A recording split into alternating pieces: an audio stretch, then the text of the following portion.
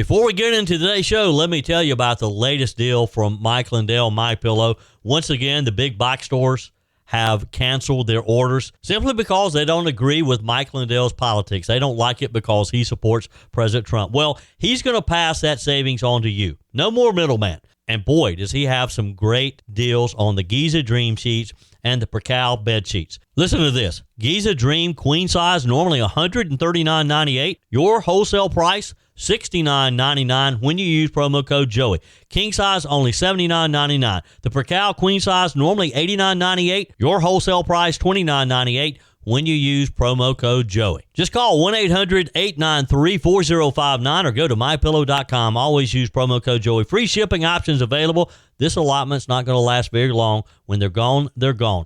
MyPillow.com, promo code Joey. Thanks for joining me in the PhD Weight Loss and Nutrition Studios. To lose weight for the last time, visit myphdweightloss.com. Welcome in. Thanks for spending a few minutes of your day with me.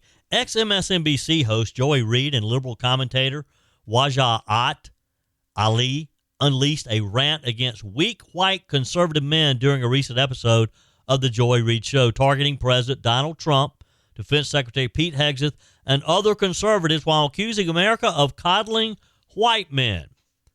You're going to want to stick around for this one. Vice President JD Vance joked that President Trump is holding apprentice-like auditions for the next GOP nominee to be president. This after the president joked about the VP and Marco Rubio would be a dream team in 2028. And this has been a breaking news week in South Carolina on top of the move to get legislators back in session for redistricting. And there's a lot going on with that.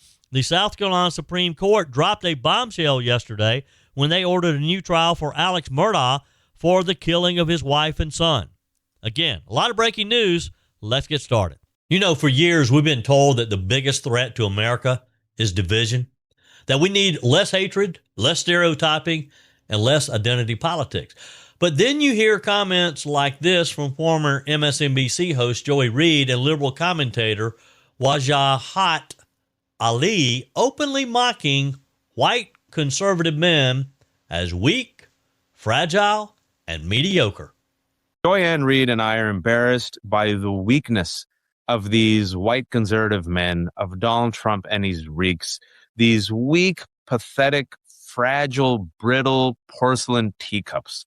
They can dish it, but they can't take it. They demand safe spaces for themselves, no safe spaces for anyone else. They demand civility, but give only cruelty. Weak chins, weak knees, and weak cankles, just like their king and daddy, Donald Trump. And today's topic is America keeps coddling weak white men. The same people lecturing the country about tolerance suddenly become very comfortable with broad brush attacks when the target is conservatives, especially conservative white men like me. And today, we're going to talk about why this kind of rhetoric may say more about the modern media elite than it does about the people they're attacking. Now, here's the story. There was a time in this country, of course, when judging people by race, gender, or identity was considered wrong no matter who did it. At least that used to be the standard. But now, in parts of the media and political world, there seems to be a completely different rule book depending on who's speaking and who's being targeted. This week, as you heard, former MSNBC host Joy Reid and commentator Wajahat Ali went on yet another tirade aimed at conservatives, particularly white conservative men, during the episode of the Joy Reid Show. It's just hard to believe she even has a show still, but she does. It wasn't subtle. Ali described conservative men as weak, pathetic, fragile, brittle, porcelain teacups, he said. Think about that for a second. Can you imagine the national outrage if a conservative commentator, maybe me, if I had used sweeping insults aimed at another racial group or demographic? The media cycle would stop cold. There'd be wall-to-wall coverage for days. They'd be trying to cancel me or whoever made those types of statements. But when it's directed at conservatives, many in the media just shrug it off like it's perfectly normal. Then Joy Reid escalated things even further. She claimed America was built around rewarding what she called weak-chinned, unaccomplished mediocrities. referring to white men in positions of power. She argued that the meritocracy in America unfairly benefits white men while minorities and women have their accomplishments questioned. Now look, every country has flaws. Every institution can improve. And no reasonable person would deny that talented people from every background deserve opportunity and respect. But here's where the conversation goes completely off the rails. Instead of arguing for fairness, instead of arguing for equal opportunity, the rhetoric becomes openly hostile towards an entire group of Americans. Not just any Americans, millions of working class men and women who voted for Donald Trump, who supported conservative values, who go to work every day, raise families, serve in the military, work in factories, drive trucks, run businesses, coach Little League, sit in church pews on Sunday morning. These are the people Joy Reid and others in elite media circles constantly portray as backward, ignorant, or somehow unworthy. Basically, Joy Reid just thinks you and I are stupid. And Americans are just getting tired of it. Are you getting tired of it? Because here's the truth. People don't like being stereotyped. Not black Americans, not Hispanic Americans, not Asian Americans, and not white conservative Americans either. Most Americans actually agree on that principle. Now, what's fascinating is how the same voices who constantly warn us about dangerous rhetoric seem perfectly comfortable using inflammatory language themselves. According to Reid, President Trump is unqualified to be president. Now, politically, people can disagree with Trump's policies. That's normal. That's a democracy. But let's just deal with the reality for a moment. President Trump already served one term as president. Now he's back in the White House after winning another national election. Tens of millions of Americans voted for him overwhelmingly. He won the popular vote. He won the Electoral College. It was a mandate. You don't have to like that fact, but pretending his supporters are simply irrational or ignorant misses the entire point of why he continues to resonate with voters. A lot of Americans look at Washington and they see a political establishment that talks down to them constantly, that thinks they're smarter than them, that thinks we don't know what's best for ourselves. They see media elites mocking their values. They see celebrities lecturing us about how to live. And then they hear people like Joy Reid. You hear people like Joy Reid openly insulting based on race, gender, and political identity. That's not persuasion, that's contempt. And contempt is one of the reasons the political divide in this country keeps growing. Reid also mocked Defense Secretary Pete Hegseth, suggesting he only got the job because President Trump supposedly thinks he's attractive. Again, forget politics for a second. This is a man who served in the military, deployed overseas, worked in veterans advocacy, and built a national media career. You can debate whether he's the right pick for the Pentagon. That's fair game. But dismissing him as simply another white guy handed success without merit, that says more about the person making the accusation, Ms. Reid, than the target, Mr. Hegseth. And frankly, this entire obsession with reducing people down to race and identity categories is exhausting for most of Americans. The average American doesn't wake up every morning thinking about white privilege or intersectionality or which demographic group is supposedly oppressing another. They don't think about this. They think about being able to afford to put gas in their car.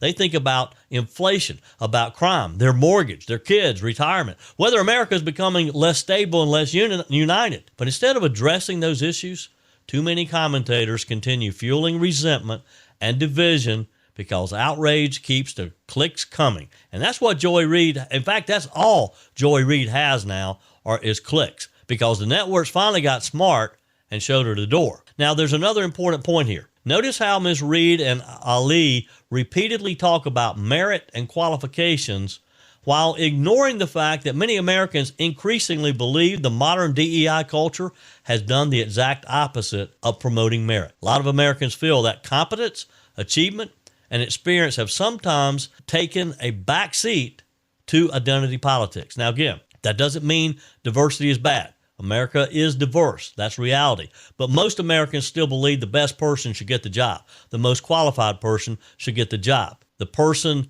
who can do the job the best regardless of race, gender, or politics, should be in that seat. That used to be called common sense. Instead, what we're hearing now is a worldview where certain groups are automatically presumed privileged, guilty, or undeserving, while others are automatically presumed virtuous or oppressed. That's not equality. That's ideological tribalism. And by the way, this idea that conservative men are somehow weak or fragile, let's talk about who these people actually are. They're police officers, military veterans, construction workers, farmers, small business owners, mechanics, electricians, firefighters. You know a lot of them. You probably have one in your family. A lot of these men work brutal jobs every single day to provide for their families. Many don't complain. Many don't ask for sympathy. Many quietly just carry enormous burdens without recognition. So hearing millionaire television personalities lecture them about being mediocre probably doesn't land the way these commentators think it does. In fact, it likely reinforces why so many Americans have lost trust in legacy media altogether. And let's be honest. Let's be honest about something else here. Joy Reid's program at MSNBC was canceled for a reason. Cable news audiences have been collapsing because viewers increasingly see partisan outrage instead of journalism. And the American people just see it as a clown show, and they're over it. You agree? Text me, email me, joey@joeyhudson.com. There's a moment no one wants to talk about with weight loss. It's the moment it stops working.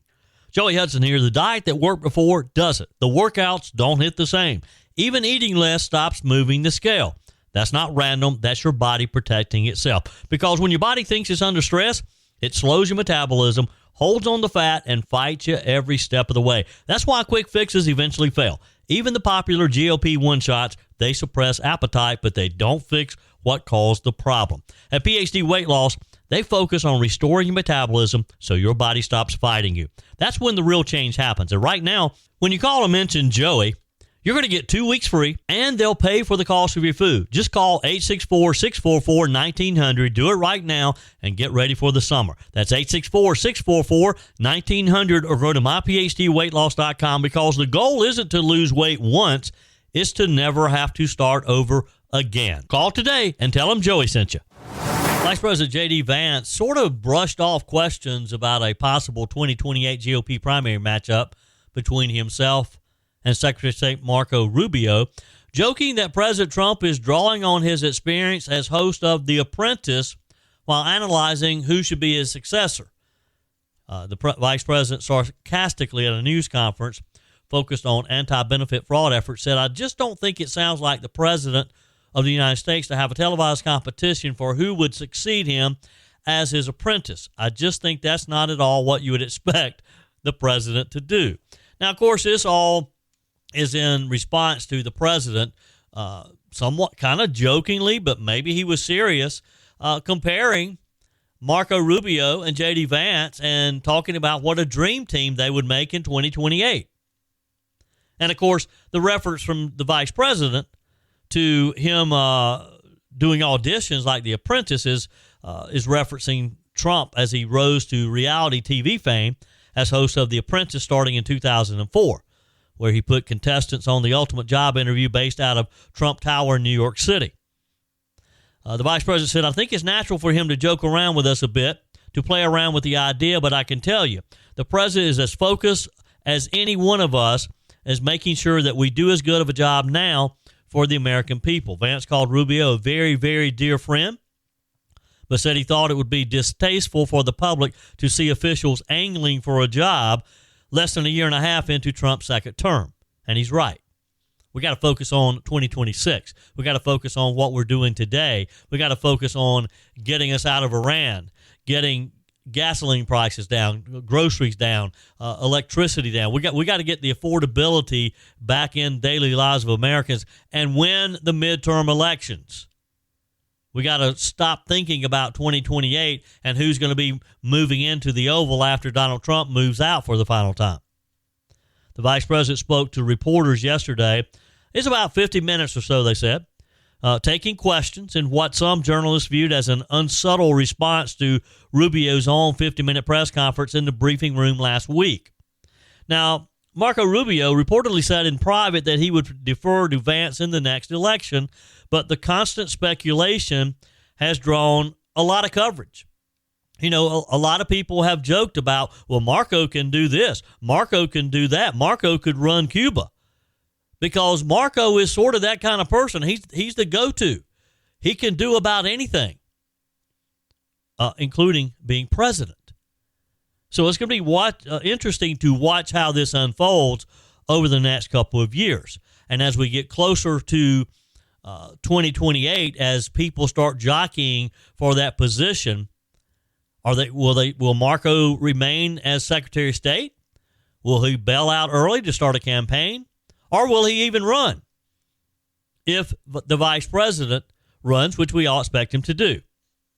Now, the president often mentions that he views either Vance or Rubio as his successor, sometimes encouraging them to run as a ticket without saying which would seek the presidency. I mean, when he talks about them being the dream team, he never says which one would be president and which one would be vice president.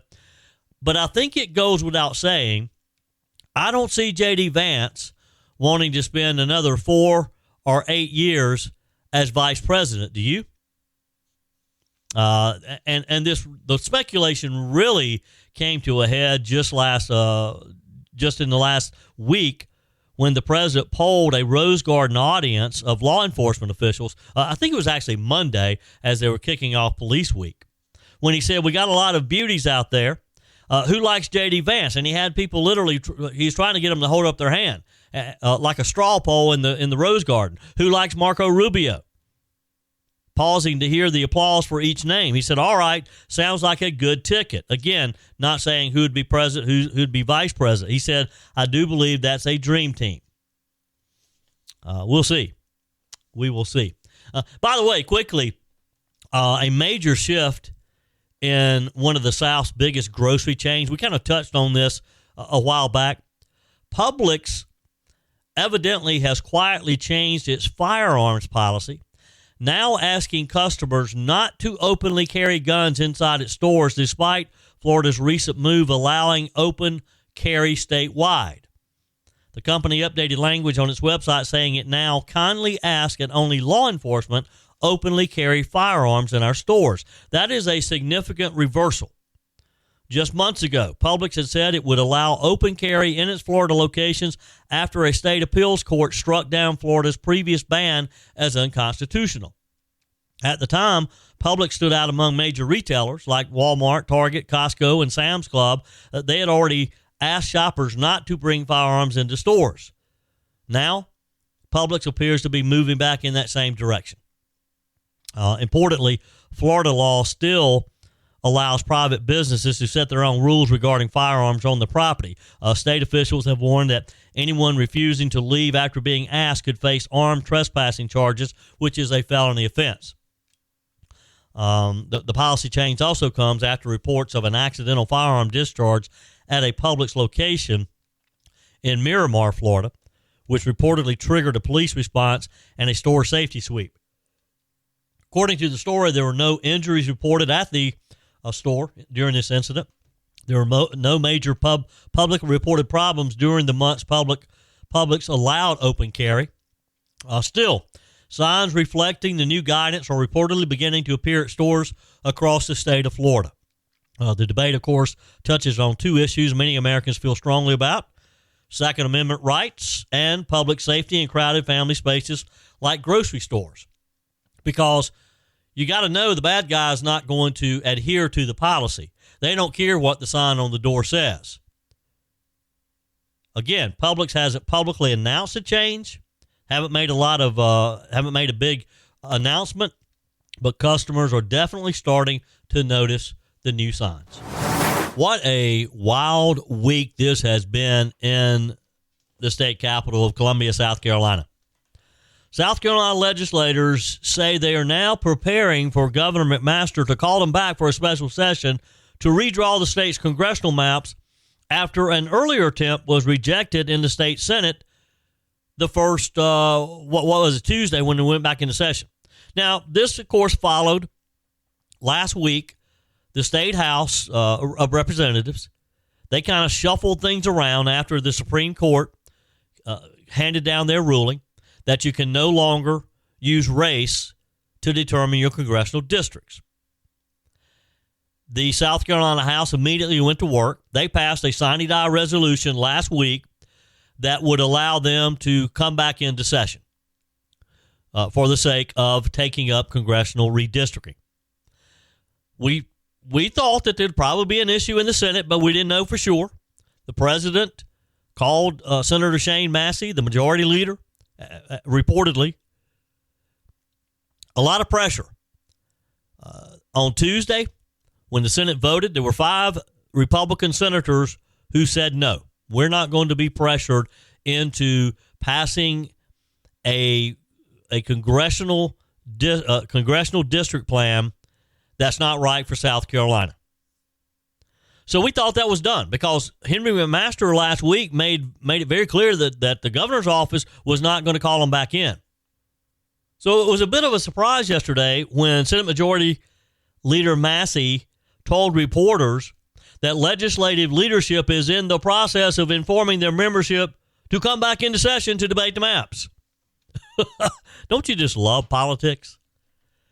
The alert, again, came a day after he, along with 4 other Senate Republicans, crossed party lines to reject an effort by the House to take up redistricting the state's 7 congressional seats after the session adjourns today. Wouldn't you love to have been a fly on the wall in the rooms where these discussions are going on? And there are all kind of rumors flying around. One is that Governor McMaster was holding out for a deal from President Trump to get an endorsement of Lieutenant Governor Pamela Abbott. Another is that maybe the governor wants an ambassadorship. And then, of course, there was a report yesterday, Nancy Mace saying that she and President Trump are the ones who convinced McMaster to do this.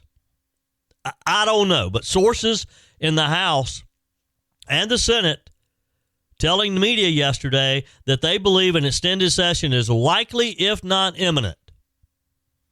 That was the quote by the Post and Courier by one of their sources in the South Carolina House. The deal is that the announcement from Governor McMaster will come shortly after the session ends at 5 p.m. this afternoon. It'd be the legislature's first special session since 2023. So how did this all come about?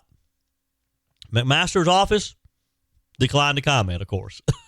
They're not going to tell us anything right now. While his office has, again, previously told press that he was not planning to call special session, he's issued statements in recent days asserting he believed it is the General Assembly's responsibility to act on redrawing the maps, but did not commit to calling a special session to do so. He said after the Senate vote earlier this week, the General Assembly still has 2 full days in which to finish its important work, including giving full consideration, as sought by the people, to the important question of redistricting. The governor said, I urge the General Assembly to finish its work according to the U.S. and South Carolina constitutions and the best interests of the people. Now, lawmakers, again, have been operating under extreme pressure that is being applied by President Donald Trump and the White House, because the president wants Jim Clyburn's district, the lone Democrat from South Carolina in Washington, gone. He wants that district redrawn so that a Republican has a chance to win it, and that it's not just a given that it's going to be a liberal Democrat. The goal is to give Republicans control of 7 congressional districts in South Carolina. Republicans in the state Senate rejected the plans, expressing concerns about the splitting of so-called communities of interest. And look, if you've looked at the map, it's ugly. It is ugly. Now, I talked to a buddy of mine yesterday who has served in many capacities. He's served in the state house. He served in governor's offices. He knows how this process goes because he's been involved in it on multiple fronts. And his speculation is that just because we are all looking at the so-called White House version of the maps doesn't mean that once they get back in session that they're going to adhere to that map. That there's lots of ways they can massage that map and make it what they think better suits South Carolina. Because it's very disruptive of the congressional seats as we know them now. Now, look, I understand population shift, and when you start redrawing maps, you got all kind of considerations. It's not unusual for a sitting representative when the maps are when the dust settles and the new maps are out, that he or she's no longer in their old congressional district. That's possible. You can't please everybody. I mean, I've heard some of my legislator friends tell stories of when they're trying to they're looking at the maps, they're looking at it down to the street level, and one complains, well, my mother-in-law, you've cut my mother-in-law out of my district. This could turn into a long, drawn-out process. Of course, they don't have a long, drawn-out time to do it. Figures like Mount Pleasant Mayor Will Haney, who opposes redistricting, has been spotted in the State House in recent days, according to reports, amid the maps. The current plan would draw his community out of his Charleston district into lines shared with Myrtle Beach. I've had people in Myrtle Beach, which is Horry County, complain because they don't want to be in the same congressional district with Charleston. They feel like they'd be the redheaded stepchild if, in fact, they're included with Charleston. We'll see. But again, once they get into session, doesn't mean they have to approve what is known as the White House map. They can make it their own. They can make changes. Again, the problem is the time, because it takes time to start. When you start redrawing maps, it takes time to make it all work. You still, even though you're taking the race out of the equation, you still got to keep the population in there. That's how the 7 districts are determined, by population, and they're going to be as close as they possibly can as being equal in population. The Post and Courier reported a flurry of activity in the State House yesterday morning, early, in and out of the governor's mansion. Supposedly, House and Senate leadership, including Senate President Thomas Alexander, Mr. Massey, House Speaker Merle Smith, House Judiciary Committee Chairman Weston Newton, were spotted meeting in McMaster's office yesterday morning before things got started. They did not speak with reporters assembled outside of the governor's office. Later in the day, the House voted to approve a clean session-ending sine die agreement with the House that would allow members to extend the session solely to discuss the state budget and any bills still in conference committee that needed to be negotiated by the House and Senate. And that's one of the fears, is you go into a special session and you're not limited on what you can talk about. And some legislators could hijack it and end up spending days and days and days of talking about everything but redistricting, talking about things that maybe they didn't get fit in before today at 5 o'clock. There's also the lingering concern of the cost of running a special election during the summer. It's not in the state budget, and we're told that it could cost millions more to have another special election for Congress if, in fact, the June 9th is delayed. So there's a lot of moving parts to this. I know a lot of people have said, well, just get it done. Just do it. We want President Trump's maps. But you need to understand that it's just really not that simple. We're asking them to do something that takes months, if not a year or more, under normal circumstances to redraw congressional maps. That's the reason they only do it once every 10 years after a census. You know, this is very unusual to be redrawing a map at this point in time, and they just weren't ready for it. They haven't started the process, and it takes time. Now, granted, with AI, it's a lot simpler and a lot easier to do to redraw these districts than it was when they did it the last time. It gets easier every time because of technology. But this is going to be interesting to watch, folks, and we'll probably, we'll know something today. Because if the Senate adjourns later today without taking this up, then we're going to see if, in fact, Governor Henry McMaster immediately calls them back. Because the plan, as I understood it, was he would call the House back tomorrow on Friday. And the House would take it up first, have a version ready to send to the Senate, which they would be back in early next week. Isn't politics fun? Tell me what you think about it. Do we need to do what the president has asked him to do, even if it's going to create a little chaos? Text me, email me, joe@joeyhudson.com. Your comments are welcome on the Furman Ford text line, 864-477-JOEY. That's 864-477-5639. Emails always welcome, joey@joeyhudson.com. Speaking of the Furman Ford text line, it's never been more important to support locally run businesses owned by people who actually live here in the upstate. Let me take a minute to talk with you about our friends at Furman Ford. If you're looking for a new vehicle, maybe a great pre-owned vehicle, one you can trust, or maybe you're looking to order that special vehicle. Either way, if you want a new one, a brand new one, or a pre-owned that you can trust, the folks at Furman Ford, they're there to help you. Their name is on the sign because their name is on the line, because every single transaction is important to them. Jim Furman, Matthew Furman. They do business the right way. When you stop by, when you give them a call, or maybe when you just send them a quick email, you're always going to have access to a member of the Furman Ford family. And by the way, they also offer great service, and you're not going to have to wait weeks and weeks to get it done. And you do not have had to purchase your vehicle at Furman Ford. Doesn't even have to be a Ford. They service all makes and models. Visit my friends at Furman Ford online at furmanford.com, furmanford.com.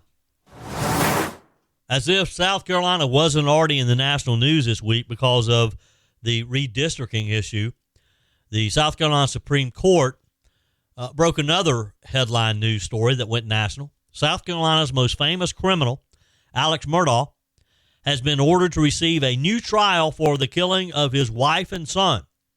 This was announced by the South Carolina Supreme Court when they issued a unanimous opinion that cited a Colleton County court official's prejudicial comments to jurors as a reason to require a retrial. State prosecutors almost immediately said they'll seek to try Murdaugh again, perhaps even this year, on the murder charges related to the slayings of his wife Maggie and his son Paul in June of 2021.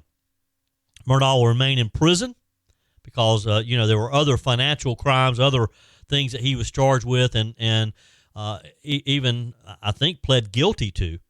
This guy, he's a disgraced and disbarred former lawyer, convicted separately of all types of drug charges, supposedly a long-running theft of clients' money in the trust account. His sentences for state and federal financial crimes were structured to ensure that he remained behind bars if he succeeded in appealing his murder conviction, which he has. That includes a 27-year sentence for state financial crimes. The remainder of his 40-year federal prison sentence would commence when his state incarceration ends. So he's away probably for the rest of his life, whether he is convicted on murder or not. He was found guilty in March of 2023 for the murders of his wife and son.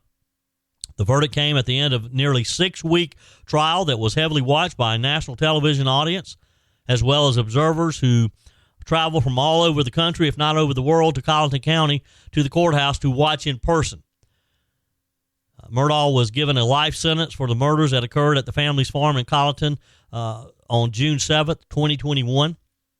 There's been a lot of podcasts, these true crime podcasts, a lot of books, television productions, documentaries have really just shone the spotlight on Murdaugh and his many misdeeds, if you will, as well as the manner in which his family has long held political and legal sway in Hampton County and other parts of the Low Country. They could do anything they wanted, or at least he thought he could. The Murdaugh family, his dad had been the longtime solicitor for that area. They controlled the legal system in that area of South Carolina for many, many years. Law enforcement seemed to even be, if not afraid of them, they certainly deferred to the Murdaugh family. In the statement from the Supreme Court, it said, Colleton County Clerk of Court Rebecca Hill placed her fingers on the scales of justice, thereby denying Murdaugh his right to a fair trial by an impartial jury. Although we are aware of the time, money, and effort expended for this lengthy trial, we have no choice but to reverse the denial of Murdaugh's motion for a new trial due to Hill's improper external influences on the jury and remand for a new trial. Hill, who is no longer in office, pleaded guilty in December to obstruction of justice, perjury, and 2 counts of misconduct in office for conduct that came under scrutiny in the wake of the trial. Her interactions with jurors had previously been the subject of a special hearing before retired South Carolina Chief Justice Gene Toll, in which the judge did not find Murdaugh was entitled to a new trial. The state Supreme Court disagreed with that ruling, reversing her 2024 decision and remanding the case to be tried again in the lower court. The Supreme Court said that Hill, who wrote a book about her experience at the Murdaugh trial, was motivated by fame and uttered numerous inappropriate statements to jurors, including comments that Murdaugh's testimony about the murders was epic or important, and that jurors should not allow themselves to be fooled, confused, thrown out, or convinced by Murdaugh. She didn't like the guy. It was clear. The Supreme Court wrote, as the post-trial court found, Hill was attracted by the siren of call of celebrity and allowed her desire for the public attention of the moment to overcome her duty to her oath of office. We have no reason to find Hill did not make all of the statements to the jurors that have been reported. Now, the opinion, which was issued on behalf of the entire court instead of a specific justice, continued, saying Hill, the Colleton County Clerk of Court, egregiously attacked Murdaugh's credibility and his defense, thus triggering the presumption of prejudice, which the state was unable to rebut. As noted at the outset, Hill's shocking jury interference was accomplished outside the presence and knowledge of the outstanding trial judge and superbly competent and professional counsel for the state and the defense. Just hours after the court's decision, Murdaugh's primary defense lawyer celebrated the order for the retrial, as you can imagine. They've been fighting for this since the original trial wrapped up. South Carolina's lead prosecutor, whose office has prosecuted Murdaugh's many crimes, said the state will try again to hold Murdaugh accountable for his family members' deaths. South Carolina Attorney General Alan Wilson said in a statement, while we respectfully disagree with the court's decision, my office will aggressively seek to retry Alex Murdaugh for the murders of Maggie and Paul as soon as possible. Let me be clear, the Attorney General said. This decision does not mean Murdaugh will be released. He will remain in prison for his financial crimes. No one is above the law, and as always, we will continue to fight for justice. Wilson later said that his office has 15 days to request that the Supreme Court reconsider its decision, though he added that he hopes to have a new trial before the end of the year. His term as Attorney General ends in January. And, of course, we're right in the middle of a gubernatorial campaign. Alan Wilson's one of 6 GOP candidates for the GOP nomination for governor. Now, when asked about the potential cost of retrying the case, because it was very expensive before, Mr. Wilson said at a press conference, we are not going to let that be a factor in the decision to go forward. Seeking justice is the role of this office. A court spokeswoman said the state Supreme Court Chief Justice would likely appoint a judge for the retrial and that a trial will take place in Colleton County, the site of the killings, unless lawyers successfully petition for a change of venue. It's unclear how quickly this can happen. I got a feeling, though, that Alan Wilson is going to want to wrap this up before he leaves office. So I got a feeling he's going to put all of his resources to try to get this back in that Colleton County courthouse and get this wrapped up. Maybe in the heat of the gubernatorial campaign, in November if he gets the nomination. Who knows? Now, despite the order for a new trial, again, Mr. Murdaugh is in a state prison for his many other crimes. Eric Bland, a Columbia attorney who has represented several victims of Murdaugh's fraudulent actions, as well as the 6 of the jurors who convicted Murdaugh of murder, said he was not surprised by the order to give a new trial, given that the extensive arguments devoted to Hill's conduct at the first trial during the hearings before told in the Supreme Court. Look, it appeared to be well known that this lady was trying to influence the jurors. You just can't do that, even if you are the clerk of court.